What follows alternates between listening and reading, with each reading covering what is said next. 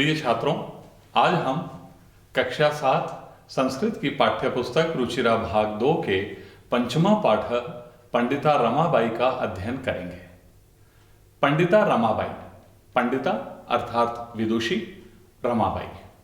इस पाठ के अंतर्गत हम विदुषी रमाबाई के जीवन वृत्तांत के बारे में अध्ययन करेंगे। स्त्री शिक्षा क्षेत्रे अग्रगण्या पंडिता रमाबाई 1858 तमे ख्रीष्टाब्दे जन्म अलभत। स्त्री शिक्षा के क्षेत्र में अग्रणी पंडिता रमाबाई ने सन 1858 ईस्वी में जन्म लिया। तस्याः पिता अनंत शास्त्री डोंगरे, माता च लक्ष्मीबाई आस्ता। उनके पिता अनंत शास्त्री डोंगरे और माता लक्ष्मीबाई थे। तस्मिन् काले स्त्री शिक्षायाः स्थितिः चिंतनीया आसीत्। उस समय स्त्री शिक्षा की स्थिति चिंतनीय थी, अर्थात उस समय स्त्री शिक्षा की स्थिति बहुत शोचनीय थी। स्त्रीणां कृते संस्कृत शिक्षणं प्रायः प्रचलितं नासीत्। स्त्रियों के लिए संस्कृत पढ़ना प्रायः प्रचलित नहीं था। किंतु डोंगरे रूढ़िबद्धां धारणां परित्यज्य स्वपत्नीं संस्कृतम् अध्यापयत्। किंतु डोंगरे महोदय ने रूढ़ियों में जकड़ी हुई धारणा का त्याग करके अपनी पत्नी को संस्कृत का अध्ययन कराया। अर्थात डोंगरे महोदय ने रूढ़ियों में जकड़ी हुई धारणा का त्याग करके अपनी पत्नी को संस्कृत पढ़ाई। एतदर्थं स समाजस्य प्रताड़नाम् अपि असहत। इसके लिए उन्हें समाज की प्रताड़ना भी सहन करनी पड़ी। अनंतरम रमा अपि स्वमातुः संस्कृत शिक्षां प्राप्तवती। इसके बाद रमा ने भी अपनी माता से संस्कृत की शिक्षा प्राप्त की। कालक्रमेण रमायाः पिता विपन्नः संजातः। काल क्रम से रमा के पिता निर्धन हो गए। समय के अनुसार रमा के पिता गरीब हो गए। तस्याः पितरौ ज्येष्ठा भगिनी च दुर्भिक्ष पीड़िताः दिवंगताः। उसके माता पिता और बड़ी बहन अकाल पीड़ित होकर दिवंगत हो गए। अर्थात रमाबाई के माता पिता और बड़ी बहन अकाल से पीड़ित होकर मृत्यु को प्राप्त हो गए। तदनंतरम रमा स्वज्येष्ठ भ्रात्रा सह पदभ्याम समग्रम भारतम अभ्रमत।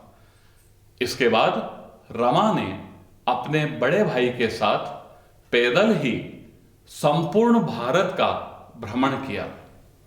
भ्रमण क्रमे स कोलकाता प्राप्ता। भ्रमण क्रम में वह कोलकाता पहुंची। संस्कृत वैदुष्येण सा तत्र पंडिता सरस्वती च इति उपाधिभ्यां विभूषिता। संस्कृत विद्वता के कारण उन्हें वहां पंडिता और सरस्वती की उपाधियों से सुशोभित किया गया। अर्थात संस्कृत की विद्वता के कारण ही रमाबाई को वहां अर्थात कोलकाता में पंडिता और सरस्वती की उपाधियों से विभूषित किया। तत्रैव सा ब्रह्म समाजेन प्रभाविता वेदाध्ययनम अकरोत्। वहां पर ही उन्होंने ब्रह्म समाज से प्रभावित होकर वेदों का अध्ययन किया। पश्चात सा स्त्रीणां कृते वेदादीनां शास्त्राणां शिक्षायै आंदोलनं प्रारब्धवती। इसके बाद उन्होंने स्त्रियों के लिए वेद आदि शास्त्रों के अध्ययन के लिए आंदोलन प्रारंभ किया। 1880 तमे ख्रीष्टाब्दे सा विपिन बिहारी दासेन सह बांकीपुर न्यायालये विवाहम अकरोत्। सन 1880 ईस्वी में उन्होंने विपिन बिहारी दास के साथ बांकीपुर न्यायालय में विवाह किया। सार्धैक वर्षात् अनंतरम तस्याः पति दिवंगतः। 1.5 वर्ष के बाद उनके पति का निधन हो गया। तदनन्तरं सा पुत्र्या मनोरमया सह महाराष्ट्रम प्रत्यागच्छत्। तत्पश्चात वह अपनी बेटी मनोरमा के साथ जन्मभूमि महाराष्ट्र लौट आई। नारीणां सम्मानाय शिक्षायै च सा स्वकीयं जीवनम अर्पितवती। नारियों के सम्मान और शिक्षा के लिए उन्होंने अपना जीवन समर्पित कर दिया। हंटर शिक्षा आयोगस्य समक्षम नारी शिक्षा विषये सा स्वयमतं प्रस्तुतवती। हंटर शिक्षा आयोग के सामने नारी शिक्षा के विषय में उन्होंने अपना मत प्रस्तुत किया। सा उच्च शिक्षार्थम इंग्लैंड देशम गतवती।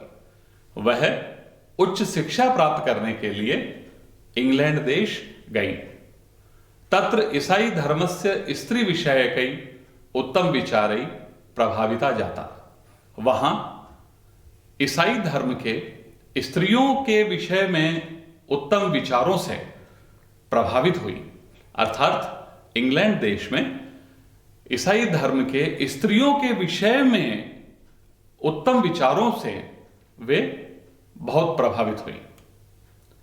इंग्लैंड देशात् रमाबाई अमेरिका देशम अगच्छत्। इंग्लैंड देश से रमाबाई अमेरिका देश चली गई। तत्र सा भारतस्य विधवा स्त्रीणां सहायतार्थम अर्थ संचयम अकरोत्। वहां उन्होंने भारत की विधवा स्त्रियों की सहायता के लिए धन संग्रह किया। भारतम प्रत्यागत्य मुंबई नगरे सा शारदा सदनम अस्थापयत्। भारत लौटकर मुंबई नगर में उन्होंने शारदा सदन की स्थापना की। अस्मिन् आश्रमे निस्सहाया स्त्रियः निवसन्ति स्म। इस आश्रम में अर्थात शारदा सदन में निस्सहाया स्त्रियां निवसन्ति स्म। बेसहारा या असहाय स्त्रियां निवास करती थीं, रहती थीं। इस आश्रम में बेसहारा स्त्रियां रहती थीं। तत्र स्त्रियः मुद्रण, टंकण, काष्ठकला आदीनां च प्रशिक्षणम अपि लभन्ते स्म। वहां स्त्रियां मुद्रण, छपाई, टंकण टाइपिंग, काष्ठकला आदीनां च और लकड़ी की कलाकारियों आदि का प्रशिक्षण भी प्राप्त करती थी। वहां अर्थात शारदा सदन में स्त्रियां छपाई, टाइपिंग, काष्ठकला आदि का प्रशिक्षण भी प्राप्त करती थी।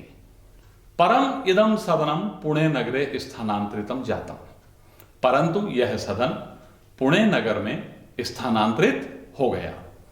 ततः पुणे नगरस्य समीपे केड़गांव स्थाने मुक्ति मिशन नाम संस्थानम तया स्थापितम।